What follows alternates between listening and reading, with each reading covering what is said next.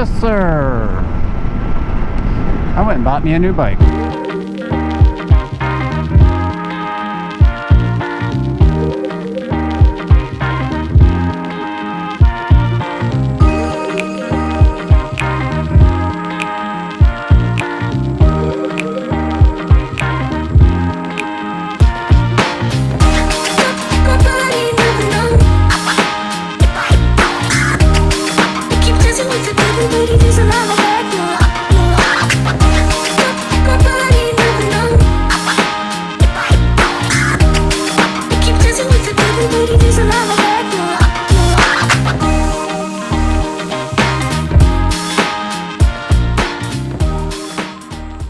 So I went and bought myself a brand new motorcycle, 2022 Triumph Tiger Sport 660. So a little more comfortable, I should say, and a little more sporty. So let's see, we're gonna turn right here.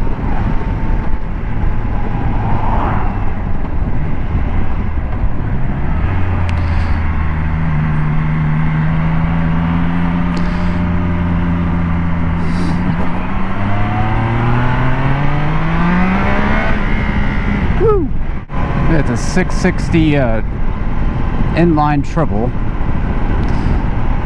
Very, very smooth. About 80 horsepower, which is plenty. Had it for about 3 weeks now, and I haven't quit riding it. I've already had the first service done on it last week. We're at, let me see, I gotta pay attention to what I'm doing here. So we're at 1,058 miles. It's nothing too fancy and not lacking anything that I wouldn't want, other than it doesn't have cruise control, which is kind of a bitch.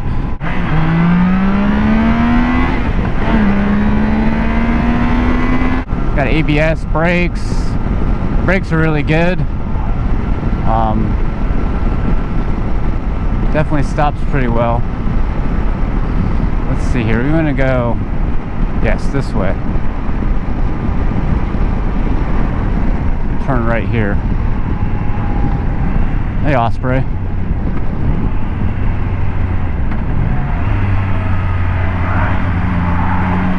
I'm gonna try to find a spot where I can show you guys the bike. Actually, show you the bike.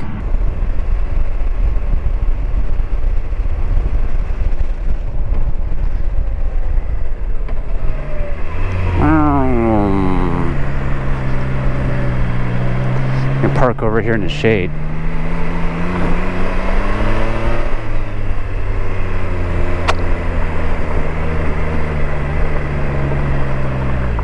Oh yeah.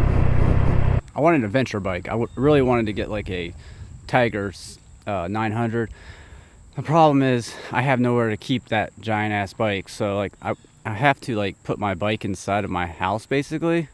Kind of. It's like an enclosed porch, so I go through a actual door, like regular sized door. I just don't think I could possibly get that bike through the door. This bike's actually kind of hard to get out of the door. I can get it in pretty good, but it's kind of a pain to get it out of the door. So it's, like I said, it's a 2022 Triumph Tiger Sport 660. I bought it brand new. I bought it, went up to the dealership, checked it out. They let me take it for a test ride. I rode it around. I was like, sweet. And then I pulled the trigger on it. It actually sits pretty high. I'm 5'10", and with riding boots on, I can almost flat foot it. But you know, it has a good wind protection, windscreen. I've added the handguards here. You probably already seen the panniers, side case, whatever you call them. They're pretty sweet because they are matched to the when you buy the bike, they give you 3 key cylinders here, and that way you can just use 1 key, which is pretty cool. Only thing I don't like about them, which is probably a good thing, is that you have to lock them to take the key out, which kind of is a pain in the ass, because if you want to just grab something out of the side case real quick, you have to actually unlock the thing, and then to get the key out, you have to lock it. So it's kind of a pain in the ass. I also added the luggage rack here. Figured I can put my dry bag on there. These cases are pretty damn big though. I can actually fit my helmet in them, no problem. So if that tells you anything, here's the let's see here. I have it locked, of course. But I have quite a few things in here already, and I could actually add more shit to it. Like I got a rain suit, a hoodie, GoPro case, parts I got to put on the bike yet. You know, extra gloves, kickstand thing. I'm thinking about putting my tent and my sleeping bag and stuff like that inside of those. That way I don't have to have the my dry bag so filled up and big on the back of the bike. Like I said, the riding position is pretty straight up and down. You don't lean at all. At least I don't. It has this stainless exhaust on it. It goes into a catalytic converter thing. I think it looks pretty good actually for a stock exhaust. It is pretty quiet, which honestly I kind of like for the purpose of this bike for me, because I'm not getting my ears blasted going down the road or the highway. I can hear the music off the scene a lot better. I can hear the directions a lot better. Yeah, this is my new bike.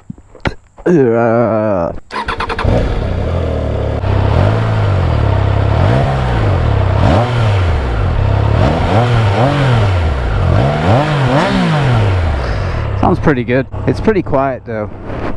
I mean, it's not quiet, but it don't sound like a moped at least. Here we go. Whee.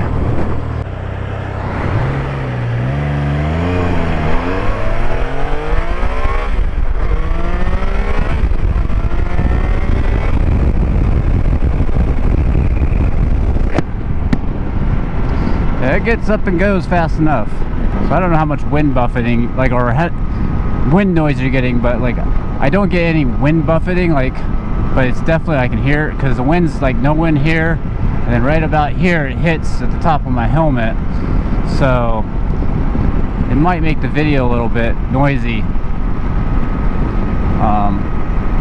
But as far as like going down cruising down the road and whatnot, it's the way, even with that little fairing I have on the Sportster, like if I get going like 60-65 miles an hour, it's definitely a big difference. Kind of geared kind of funny though. It's kind of like it can stand to have a smaller rear sprocket, I think, or something different in the back. Hopefully no cars coming that way. All right, here we go.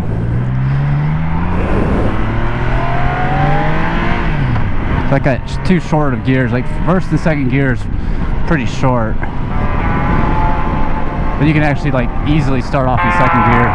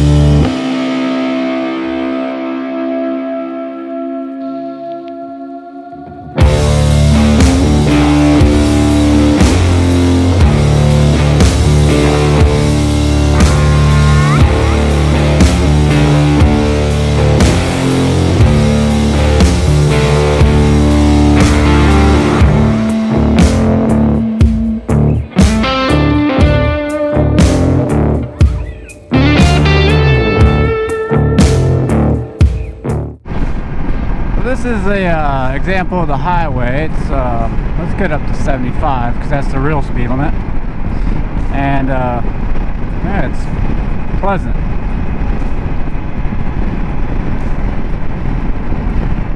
sure I could do this for probably a good long while on this bike. So it's one reason why I wanted a bike similar to this.